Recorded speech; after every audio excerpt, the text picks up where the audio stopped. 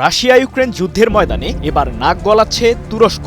মার্কিন সামরিক সহযোগী জোট ন্যাটোর সেনা সদস্যের একটি বড় অংশ আসে যুক্তরাষ্ট্র থেকে, আর তারপরেই অবস্থান তুরস্কের। এদিকে যুদ্ধের মাঠে শান্তি ফেরা নিয়ে মার্কিন প্রশাসনের সাথে ইউক্রেনের প্রেসিডেন্ট ভলোদিমির জেলেনস্কির চলছে বিস্তর দর কষাকষি। কিয়েভের সহায়তায় তুরস্ক সামরিক বাহিনী পাঠালে যুদ্ধের মাঠে যোগ হবে নতুন উত্তেজনা। এরই মধ্যে এ প্রসঙ্গে পশ্চিমাদের হুঁশিয়ারিও দিয়েছে রাশিয়া। শান্তির বার্তার মধ্যে তুরস্কের নতুন উত্তেজনা কিসের ইঙ্গিত দিচ্ছে?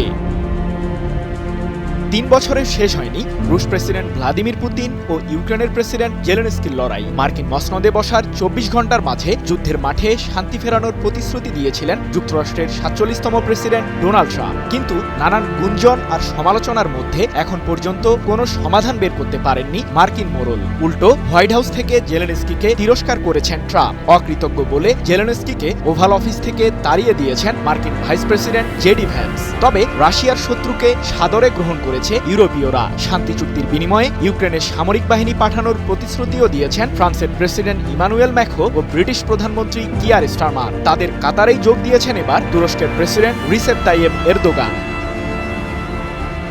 ন্যাটোতে সদস্যপদ পাওয়ার আপ্রাণ চেষ্টা চালিয়েছিলেন ইউক্রেনের প্রেসিডেন্ট জেলেনস্কি। মার্কিন সদ্য সাবেক প্রেসিডেন্ট জো বাইডেনের আশ্বাসের প্রতি ভরসা করেছিলেন তিনি, কিন্তু বিদায় বেলাতেও প্রতিশ্রুতি রক্ষা করতে পারেননি বাইডেন, যার কারণে এখন ট্রাম্পের দ্বারে দ্বারে ঘুরতে হচ্ছে জেলেনস্কিকে। নিজ দেশের খনিজ সম্পদের মালিকানা পর্যন্ত মার্কিন প্রশাসনকে হস্তান্তর করতে চুক্তিতে সম্মত হয়েছেন জেলেনস্কি। তবে হোয়াইট হাউসে ট্রাম্পের সাথে বাগবিতণ্ডায় জড়ায় জেলেনস্কির কোনো আবদার কিংবা প্রস্তাব শুনতে রাজি নয় মার্কিন শাসক।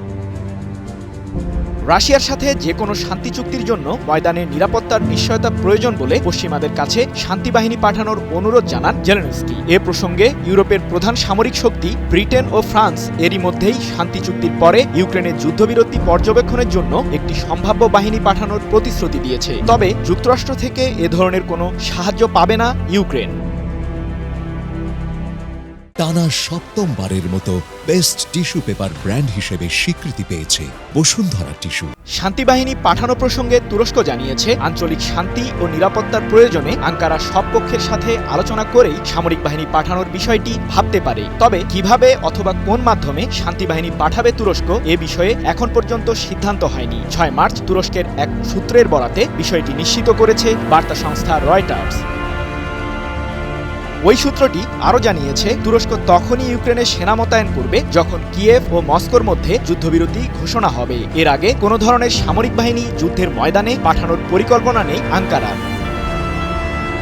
এদিকে যুদ্ধের মাঠে পশ্চিমারা কোনো ধরনের সেনা পাঠালে তার ফল ভালো হবে না বলে হুঁশিয়ারি দিয়েছেন রাশিয়ার পররাষ্ট্রমন্ত্রী সার্গেই ল্যাভরভ। ন্যাটোর কোনো দেশ ইউক্রেনের পক্ষে দাঁড়ালে রাশিয়াও চুপ করে বসে থাকবে না জানিয়ে ল্যাভরভ বলেন, এই ধরনের পদক্ষেপ আমরা কোনোভাবেই সহ্য করব না। তাদের উদ্দেশ্য শুধু শান্তি বাহিনী পাঠিয়েই চুপ থাকা নয়, বরং রাশিয়ার বিরুদ্ধে যুদ্ধে ন্যাটো দেশগুলির সরাসরি আনুষ্ঠানিক ও প্রকাশ্য সম্পৃক্ততারই সমান বলে আমরা মনে করি। তাই এই ধরনের পদক্ষেপের আমরা প্রতিবাদ জানাচ্ছি। ৬ মার্চ এক প্রতিবেদনে বিষয়টি নিশ্চিত করেছে রাশিয়ার রাষ্ট্রীয় সংবাদ মাধ্যম তাস। অন্যদিকে রাশিয়া ইউক্রেনের সাথে সমঝোতায় যেতে রাজি আছে, তবে সাময়িক কোনো যুদ্ধবিরতির আশ্বাসে মস্কো আলোচনায় বসবে না জানিয়ে ব্রিটেনে নিযুক্ত রুশ রাষ্ট্রদূত অ্যান্দ্রে কেলিন বলেন, আমরা কখনোই সাময়িক যুদ্ধবিরতিতে যেতে চাই না, আমরা আলোচনা ও সমঝোতার জন্য রাজি আছি। তবে মার্কিন প্রেসিডেন্ট ট্রাম্প জেলেনস্কির প্রতি মনক্ষুণ্ণ রইলেও ঠিকই সৌদি আরবে ইউক্রেনের সাথে আলোচনায় বসতে যাচ্ছে হোয়াইট হাউস। ব্রিটিশ সংবাদ মাধ্যম বিবিসিকে বিষয়টি নিশ্চিত করে জেলেনস্কি বলেছেন, আশা করছি একটি ফলপ্রসূ আলোচনা হবে। খনিজ সম্পদের বিনিময়ে পরিশেষে ট্রাম্প জেলেনস্কির সাথে সমঝোতায় গেলে যুদ্ধের ময়দানে ইতিবাচক নাকি নেতিবাচক প্রভাব পড়বে তা সময়ই বলে দেবে। সৃজন মাহমুদ, নিউজ 24।